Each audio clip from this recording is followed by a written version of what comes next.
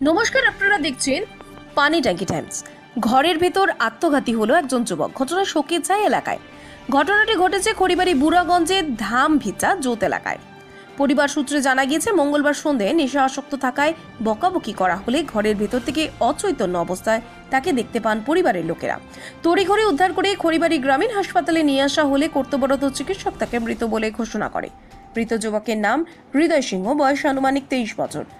জামভিটা জোত এলাকার বাসিন্দা তিনি। এদিন মৃতদেহটি ময়নাতদন্তের জন্য উত্তরবঙ্গ মেডিকেল কলেজ ও হাসপাতালে পাঠানো হয়েছে। গোটা ঘটনায় খতিয়ে দেখছে খড়িবাড়ি থানার পুলিশ। পরবর্তী আরো খবর জানতে অবশ্যই চোখ রাখুন শুধুমাত্র পানি ট্যাঙ্কি টাইমসের পর।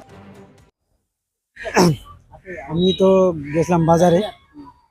তো বাজারে গেছি, তো আমার ভাস্তা তো এমনি পাড়ায় মানে নেশা খায় থাকে।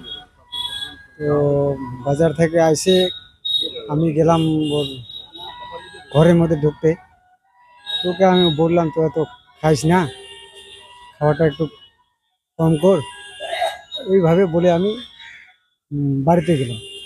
তো বাড়িতে বাজার টাজার নিয়ে আসছি, যাই সবজি টবজি গেলাম বানাইতে। 5-10 মিনিটের পরে দেখলাম পুরো কান্নাকাটি। এর মধ্যে ফাঁসিটা আর কি। আপনার কি মনে হচ্ছে? ওই নেশাতে ও মনে হয় দিছে, যে পড়াশোনা করতো কি? পড়াশোনা করে না, বাদ দিছে। কোনো প্রেমের সম্পর্ক হতে পারে? প্রেমের সম্ভব তো নেই। কটার দিকে শুরু করছে? প্রায় 6:45টার দিকে। আপনারা কখন জানতে পারছেন? আমি এই বাড়িতে ঢোকার মোটামুটি ও তখন বাড়িতে ভালোই ছিল। 10 মিনিটের পরে ও কাজটা করছে। তখন কি হসপিটাল নিয়ে আসছেন?